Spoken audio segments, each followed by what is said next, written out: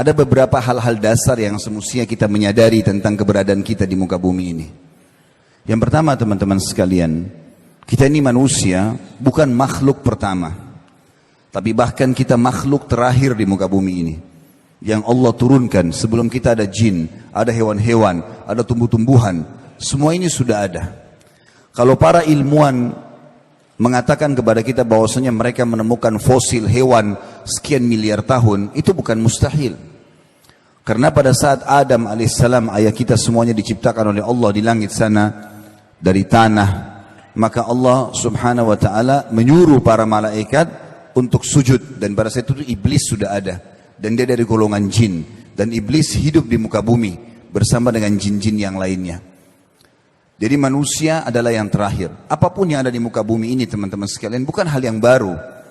Air yang kita gunakan, ini adalah air yang dari dulu digunakan oleh orang-orang sebelum kita.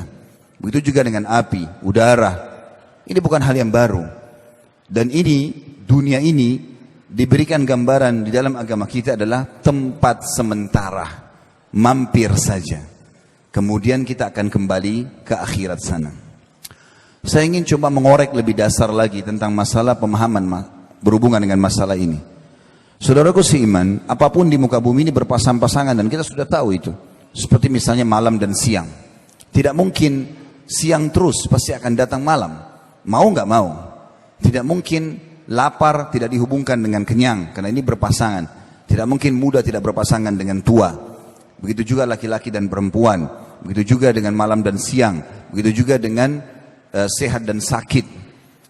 Kemudian hidup dan mati. Ada dunia, ada akhirat, ada surga, ada neraka. Ini satu paket. Tidak bisa dipisahkan. Banyak orang berusaha memisahkan masalah itu seakan-akan dia tidak tahu akan ada akhirat. Padahal sebagaimana dia ada di muka bumi ini akan sama. Pasti akan ada itu semuanya. Kalau seseorang faham fenomena ini, maka hidupnya akan tentram karena dia tahu pada saat dia sehat, satu waktu dia akan sakit. Tidak ada orang seumur hidup itu sehat terus. Pasti akan ada saatnya dia sakit, cuma tinggal kadar penyakit yang ada saja. Tapi semua orang akan melalui itu. Tidak ada orang yang muda terus, dia pasti akan tua. Tidak ada orang akan hidup terus, pasti dia akan mati. Maka ini satu paket. Sebagaimana kita rasakan kehidupan di sini, ada kehidupan juga di sana. Islam datang memberikan kepada kita gambaran dunia ini bukan untuk ditinggalkan, tapi ditunggangi, dikejar prestasi terbaik untuk mendapatkan juga yang terbaik di akhirat sana. Ada banyak orang menyalahfahami tentang definisi zuhud. Mereka mengatakan zuhud itu meninggalkan dunia untuk akhirat. Jadi kalau mau menuju akhirat, bajunya yang kotor saja nggak apa-apa. Makannya roti kering. Tidak usah ada prestasi-prestasi kerja, ijazah. Tidak usah ada jenjang akademik. Tidak usah begini dan begitu. Ya sudah, dunia kita akan tinggalkan. Ini juga keliru. Allah mengatakan dalam surah Al-Qasas ayat 77, A'udzu billahi minasyaitonir rajim, wabtaghi fima ataqallahu ad-daral akhirah wa la tansa nasibaka minad dunya. Kejar apa yang Allah janjikan untuk kalian di akhirat nanti. Baca tentang surga itu. Apa saja nama-nama pintunya, berapa banyak derajatnya, apa saja fasilitasnya, amal apa yang saya kerjakan supaya mencapai yang terbaik nanti di sana. Tapi Allah bilang, dan jangan lupakan bagianmu dari dunia. Kita juga di dunia disuruh berpenampilan yang baik, disuruh menjaga nama baik, disuruh mengejar harta yang baik, semuanya baik. Nabi SAW menggambarkan kepada kita, kalau beliau paling suka makan tharid, dan tharid adalah roti gandum yang dibubuhi di atasnya kuah yang ada dagingnya.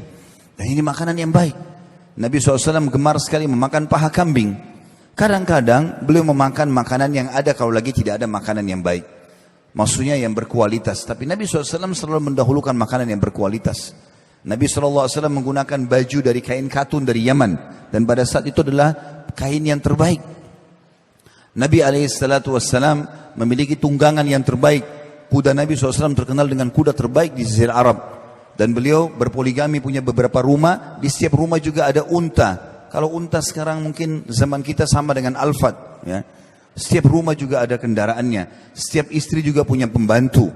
Beliau menikmati masalah itu. Bahkan ada seorang sahabat yang hadir di depan beliau lalu penampilannya sangat kumuh. Maka Nabi SAW memberikan kepada dia sesuatu lalu sambil mengatakan kepada dia, ambillah ini dan perbaiki kehidupanmu. Dia mengatakan, ya Rasulullah, saya orang mampu. Kata Nabi SAW, kalau begitu mana bekasnya nikmat Allah pada dirimu? Allah tidak ingin kau kelihatan begini. Penampilan yang rapi lah. Ada seseorang masuk ke masjid, rambutnya berantakan. Lalu Nabi SAW mengatakan kepada para sahabat, suruh orang ini keluar dulu. Sisir rambutnya dengan rapi. Baru dia masuk ke dalam masjid. Kita disuruh menjaga teman-teman. Ada istilah dalam makanan dan minuman kita, halalan thayyiba. Halal yang dibolehkan, thayyib yang berkualitas. Dan harus partner, nggak bisa enggak. Ayam misalnya halal. Tapi kalau dia sudah rusak, tidak thayyib lagi, nggak boleh dimakan. Harus ini berkualitas. Kita selalu disuruh seperti itu. Dan kita kenal dalam agama kita ada namanya afdaliyah, yang lebih baik lagi. Semua kita disuruh kejar itu. Kita disuruh tamak terhadap rahmat Allah. Kalau kita sudah diberikan kesehatan, kita disuruh tamak, minta kepada Allah agar kesehatan itu ditambahkan. Kita sudah diberikan keturunan, minta diberikan tambahan keturunan, minta diberkahi, dan meminta sesuatu nikmat agar ditambah, lebih afdal di sisi Allah dibandingkan kalau musibah sudah datang baru kemudian kita minta jalan keluar. Kalau Bapak Ibu yang hadir di sini, rahimani rahimakumullah, lagi sehat, Masya Allah, makanan, minuman di rumah ada, pekerjaan ada, keluarga tenang, tidak ada masalah, maka lebih afdal Anda mengatakan, ya Allah, pertahankan ini atau tambahkan atau berkahi, dibandingkan kita sudah punya masalah baru mengatakan, ya Allah berikan saya jalan keluar. Tetap lebih afdal, Allah menginginkan kita tamak terhadap rahmatnya. Bahkan orang yang tidak berdoa kepada Allah, tidak memohon, tidak tamak terhadap rahmatnya, Allah marah padanya. Di dalam hadis riwayat Tirmidzi, kata Nabi SAW, siapa yang tidak berdoa, tidak merengek, tidak mohon kepada Allah, Allah justru murka padanya. Sampai seorang penyair Arab mengatakan, jangan kau minta sama manusia.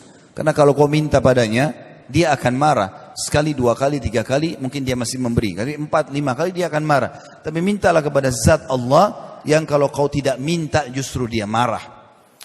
Allah menyuruh kita kejar yang terbaik. Disuruh menjaga nama baik. Disuruh mencari harta yang baik. Islam tidak pernah membatasi harta di muka bumi ini. Boleh menjadi orang yang paling kaya. Abu Bakar, Abdurrahman bin Auf, Utsman bin Affan bersaing dalam perdagangan mereka, tapi hal yang positif, dan masing-masing meninggalkan warisan yang sangat banyak kepada keturunannya, banyak bersaing dalam sedekah yang diberikan pada saat sedang jihad dan seterusnya. Ya. Jadi kita disuruh mengejar yang terbaik. Bahkan Allah Subhanahu wa taala mengatakan kepada kita, kalau Allah akan membalas kita dengan surga kalau kita mengorbankan harta, prestasi dunia kita dengan jiwa kita. Allah telah membeli dari orang-orang mukmin harta dan jiwa mereka yang dibalas dengan surga. Juga kita tahu teman-teman, Islam sangat indah sekali, karena Islam memerintahkan kebersihan, kerapian, ketentraman, ya, kedamaian, keamanan, semua disuruh dalam Islam. Memberi, ya, berbagi, memaafkan, semua itu bagian daripada agama kita, dan akhlak yang sangat ditekankan. Begitu juga Islam melarang kita untuk mengganggu orang lain, berbuat kezaliman dan seterusnya. Jadi di muka bumi ini pun kita sudah diaturkan cara melaluinya. Tetapi Islam menitik beratkan poin lebih penting daripada itu teman-teman. Ternyata kehidupan dunia selain kita disuruh kejar yang terbaik, makanlah, minumlah, pakaianlah, carilah pasangan yang terbaik, prestasi apapun silakan, tapi jangan lupa ada yang lebih baik lagi di sana. Ini yang kita ingin titik beratkan, adanya kehidupan akhirat yang terbaik. Dan apa yang kita pupuk di sini kita akan panen di sana. Allah Subhanahu wa taala menyebutkan tentang surga luar biasa. Pemandangan yang tidak bisa digambarkan dengan hanya sekedar lisan sebenarnya. Tapi yang disampaikan melalui wahyu seperti itu. Bagaimana surga itu adalah istana yang sangat luas, seluas langit dan bumi. Isinya semuanya kebahagiaan. Kata Nabi SAW, siapa yang masuk surga, maka tidak akan rusak pakaiannya, tidak akan habis masa mudanya, tidak ada lagi rasa lapar dan haus, tidak ada lagi buang air besar dan buang air kecil. Makanan dan minuman yang mereka makan yang tidak dibutuhkan oleh tubuh mereka akan